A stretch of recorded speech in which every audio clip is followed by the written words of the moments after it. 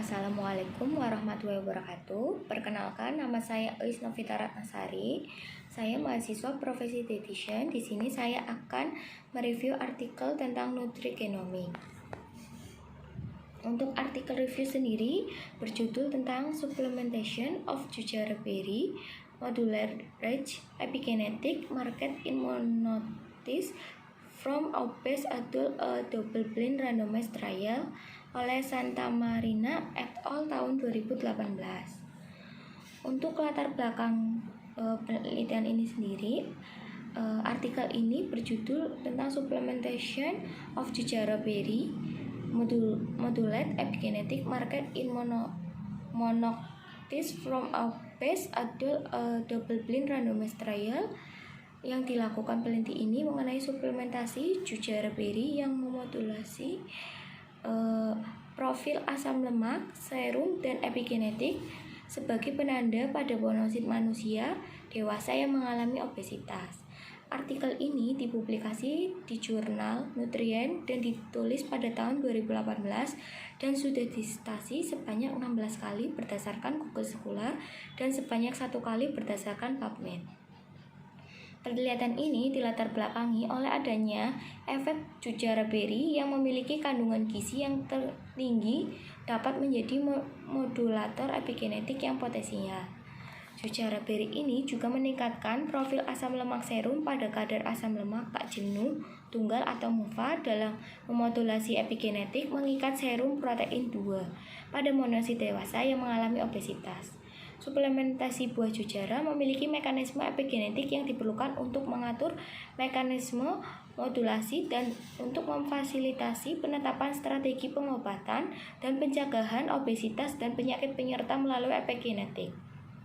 Sehingga penelitian ini bertujuan ingin melihat efek suplementasi buah jujare yang dapat memodulasi profil asam lemak serum yang berkontribusi terhadap pengurangan risiko penyakit metabolik melalui epigenetik pada seseorang yang mengalami obesitas.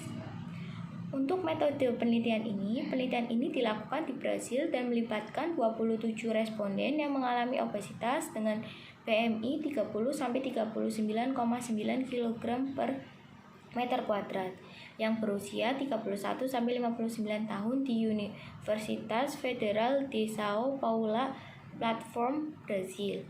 Responden dibagi menjadi 2 kelompok, yaitu jujare 5 gram pulp jujare kering beku sebanyak 13 orang dan kelompok placebo 5 gram maltodextrin sebanyak 14 orang selama 6 minggu. Pada kelompok jujare diberikan sebanyak 5 gram pulp jujare kering beku dan pada kelompok placebo diberikan sebanyak 5 gram maltodextrin rasa. Responden diinstruksikan untuk mengonsumsi 1 saset per hari setiap pagi hari yang dimasukkan ke dalam botolnya setiap kali sarapan. Responden juga diinstruksikan untuk menjaga gaya hidup dan kebiasaan makan selama periode suplementasi. Pada data pemeriksaan ini yang dilihat adalah parameter pada asupan makan sebelum dan sesudah periode pemberian suplementasi selama 3 hari. Data yang diperoleh disesuaikan dan dirata-rata menggunakan kerangka lunak khusus Avanutri 4.0 Revolution. Selain itu, parameter yang dikumpulkan yaitu sampel darah sebanyak 250 ml, heparin natrium sebelum dan sesudah pemberian suplementasi, setelah puasa 12 jam. Kemudian 5 ml sampel darah disentrifugasi pada 690 kali per gram selama 15 menit untuk mendapatkan serum. Sedangkan 200 ml sisanya digunakan untuk mengisolasi sel mononuklear serta pemeriksaan profil asam lemak serum oleh GC atau FID. Selanjutnya, data yang diperoleh kemudian diuji dengan menggunakan curve untuk mendeteksi outlier. Pada tes kualitas normalitas menggunakan Shapiro-Wilk dan menggunakan uji Levene untuk homogenitas. Parameter variabel varian 2 arah menggunakan ANOVA, sedangkan untuk membandingkan kelompok menggunakan uji post-hoc Bonneforin. Korelasi persen digunakan untuk menghubungkan antara variabel serta regresi linear berganda untuk menentukan prediktor penanda epigenetik. Karakteristik responden dilihat dari asupan makan sebelum dan sesudah diberikan suplementasi selama 6 minggu, kebiasaan mengonsumsi suplementasi Jujara sebanyak 5 gram dan konsumsi maltodextrin sebanyak 5 gram.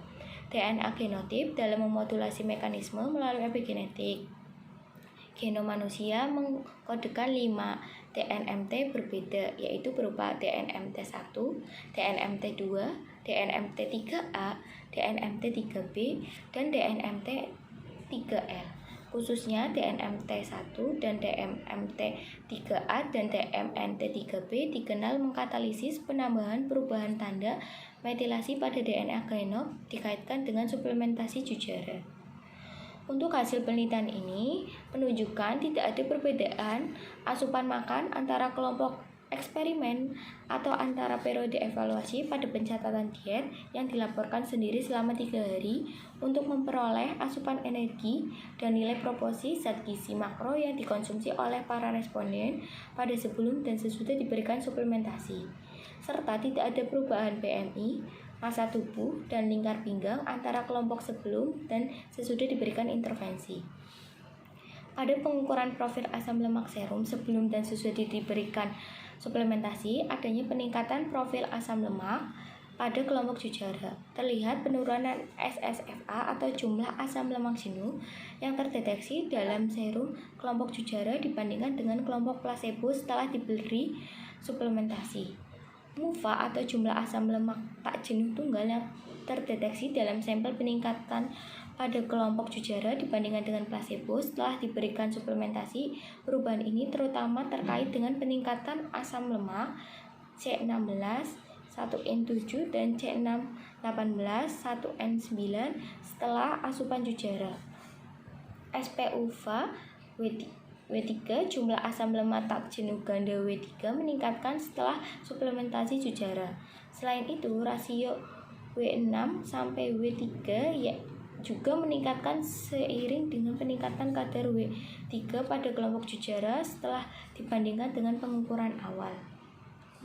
Untuk diskusi pada penelitian ini menunjukkan bahwa suplementasi PAP Jujara mampu meningkatkan kadar serum asam lemak tak jenuh tunggal atau MUFA yang memperkirakan memodulasi epigenetik pada monosit diisolasi dari orang dewasa yang mengalami obesitas. Hal ini menunjukkan bahwa modifikasi profil asam lemak serum mungkin terjadi mengatur ekspresi penanda epigenetik dan dapat memodulasi inflamasi dan metabolisme jalur pada orang dewasa yang mengalami obesitas. Profil asam lemak lipid dan asam lemak dalam aliran darah berkaitan erat perkembangan penyakit metabolik. Penelitian ini menunjukkan juga bahwa tidak ada perbedaan statistik dalam komposisi asam lemak serum selama pengumpulan data sampel awal yang menunjukkan kesamaan proporsional antara pengacakan kelompok yang dipilih.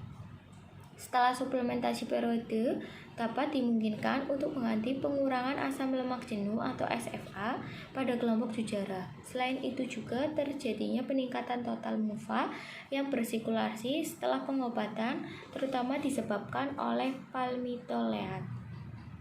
Untuk hasil diskusi yang pertama pada artikel ini, keterbatasan dalam penelitian ini adalah sampel yang digunakan sedikit tetapi tidak bisa maksimal untuk melihat efek suplementasi buah Jujara yang dapat memodulasi profil asam lemak serum yang berkontribusi terhadap pengurangan resiko penyakit metabolik melalui epigenetik pada seseorang yang mengalami obesitas di masing-masing kelompok.